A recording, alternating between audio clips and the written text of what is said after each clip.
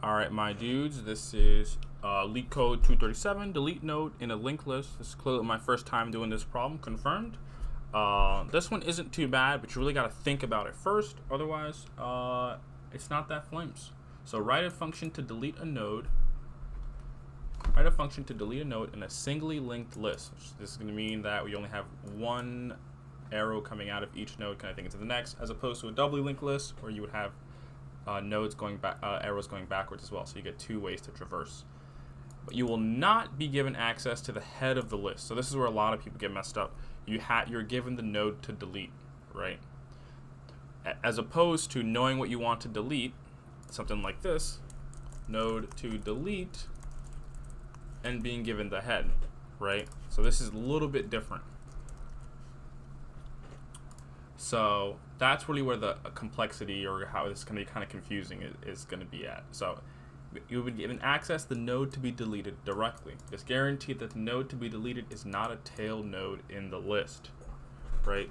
So this is pretty important too. It pretty much takes out, it's impossible to do this if you have to do the tail node as well. So if we can take a look at these examples, you actually see the answer is actually very, very, very simple. So you're given an example here, singly linked list. We have 4, we're given 5, right? We want to get it to this, so we only have 4, 1, and 9. So how do we do that? So in linked list problems, you really want to do is just talk it out, draw a diagram if you can in your head, and then just write the instructions in your head as code, because it's really just going to be confusing. Think about in your head, you got pointers, blah, blah, blah. So if we think this through, how do we delete the node if we're given the node, right? So there's no actual pointers here. I mean, we're in Python, but there's no actual pointers here. You can't just say, one might think you could do something like node arrow next. So this node, the node that we're given to delete, arrow next, right? And just set that value to this. That way 4 would just go straight to 1, right? But that's not quite how that works, because we're given the node to delete here. So the only thing what you can do to delete the node, I'm doing air quotes because we're kind of faking it here. So the goal is, how can we get this to be like this? What we can do is we can copy the value in 1 copy the value from 1 to 5. So our node will go from 4, 5, 1, 9 to 4, 1, 1, 9.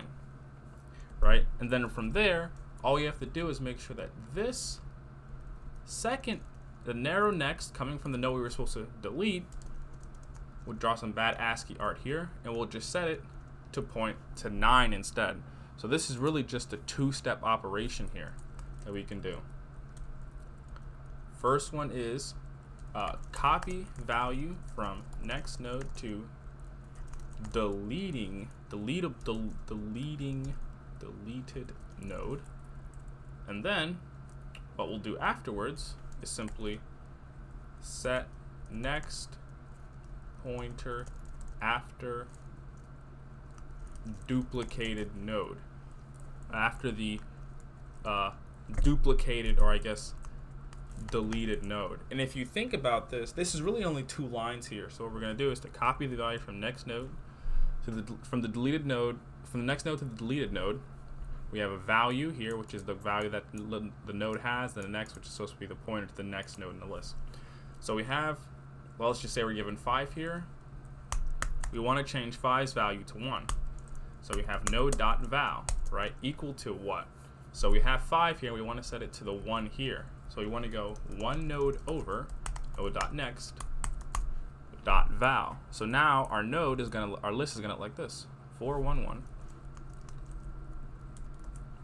4, 1, 1, 9. Now to complete the deletion, we just have to route this pointer around the one that's gone, around this node that we've kind of duplicated to kind of complete the entire operation. So to do that, we want to keep the node. We're not deleting any node actually. We're just kind of excluding the next node. So what we can do is we can do node.next equal to node.next. So this arrow node.next is going to be equal to node.next, which is 1, .next, which is going to be 9. And if we give this a submit, it's the first time doing this problem, by the way. This should, oops, I'm sorry. This these should be commented out. That's my bad. Oops, and I forgot one more. We're gonna get another runtime error.